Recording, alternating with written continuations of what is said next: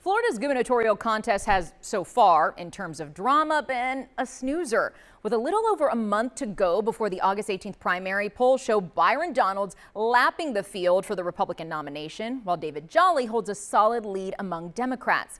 But Florida State Representative Dotie Joseph recently injected new life into the race when she announced her intention to challenge Jolly after Orange County Mayor Jerry Demings dropped out due to health concerns. Joseph says voters deserve another choice in November. And while some are calling Joseph's run a surprise, she admits no one is more surprised than she is. This was not a decision I made lightly. I listened to families, small businesses, owners, and, in a sense, it was a surprise because this was not on my bingo card a month ago. But what happened was we had Mayor Demings, who unfortunately had to step out of the race because of a cancer diagnosis. And the more I learned about our other options, the more I felt it important that we had another option for people to choose from. And I say that because, I respect anybody who's willing to step up to serve.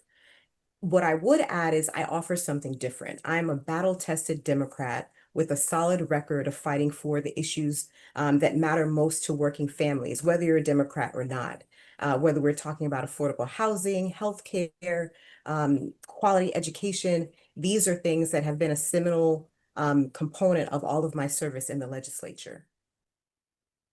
You're up against, though, a Democratic frontrunner in David Jolly, who's already raised $6 million and growing. He's already picked his running mate. There's also a well-funded Republican field. You are at a disadvantage fundraising wise. How do you make up that gap at this point? Sure.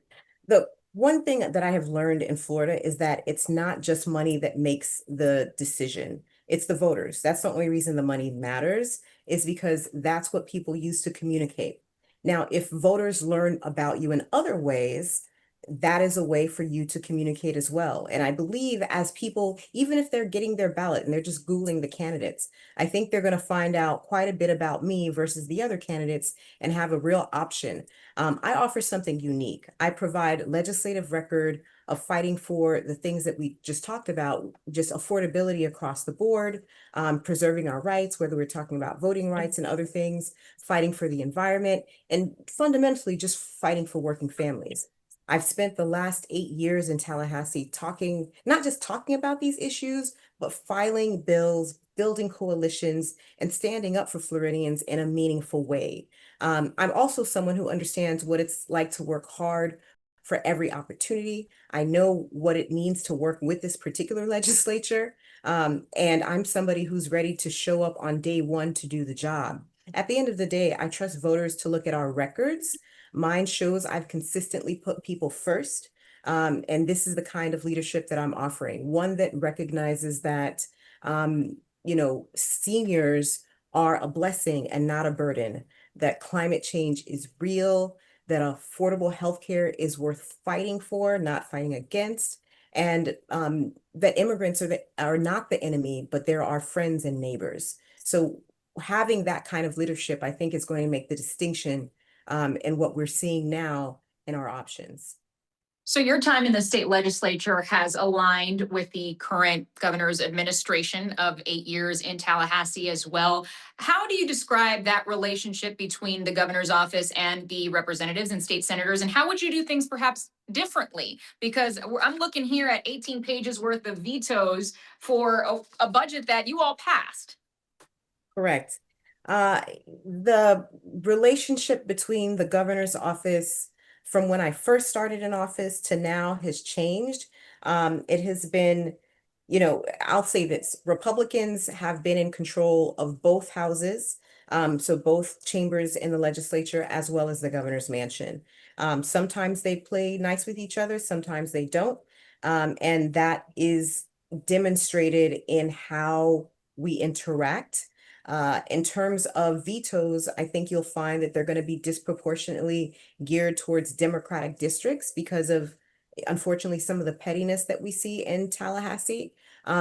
What would be different for me is I will not operate that way. I seek to use some of the strategies I did throughout the legislature, which is to collaborate with my colleagues. In my first couple years, we had probably one of the most collaborative experiences I've had in terms of making sure that we can put our heads together to solve real issues for people. In my first couple years of the legislature, I probably passed more bills than many Republicans, despite being a minority in the minority party in the legislature. And that was just a testament of people being willing to really roll up their sleeves and tackle real issues.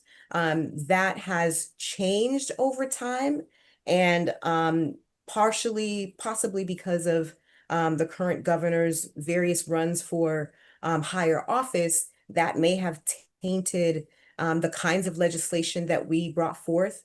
And when I say we, not we in the Democratic Party, that the legislature was dealing with, because it was focused on culture wars.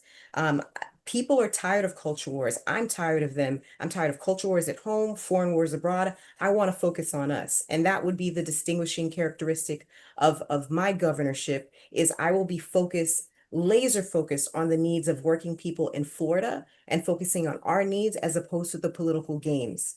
We know with the Supreme Court's ruling of the overturning of temporary protected status for hundreds of thousands of Haitians living here in the United States, many in your district and in your community. I know this is personal to you as well. Where do we go from here? And are you concerned about what happens next? Yeah, I am concerned about what happens next. And I'll say two different kinds of things. One is people need to understand the relationship between immigrants and our economy. They're quite frankly the reason that our economy stays afloat, not just TPS holders, but immigrants across the board. When we think about the contributions of, let's just say, just TPS holders, we have a situation where you have billions of dollars that are coming in the state of Florida. 1.8 billion comes in annually to our state economy just from TPS holders. Florida's home to 158,000 TPS holders, and they are key components to a lot of our critical components of our economy, whether we're talking about agriculture, healthcare, tourism. These are the people who not fund, but power our labor force. And it's not that, they're taking anybody else's jobs. So when we do these things, we're the ones making it harder on ourselves. Once you do this with TPS holders, you're going to create immediate labor shortages.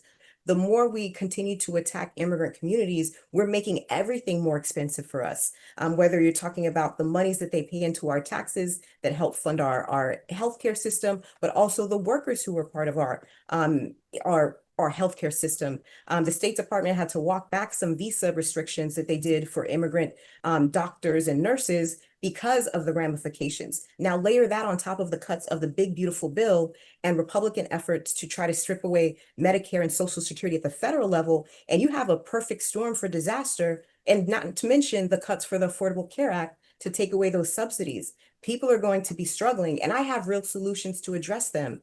In the legislature, I filed the Healthy Florida Act, which would basically provide universal health care coverage for all Floridians. It would absolutely take care of most of these issues. Beyond that, I have been filing the bill to expand Medicaid in the legislature, which is the absolute floor of what Floridians deserve in this economy.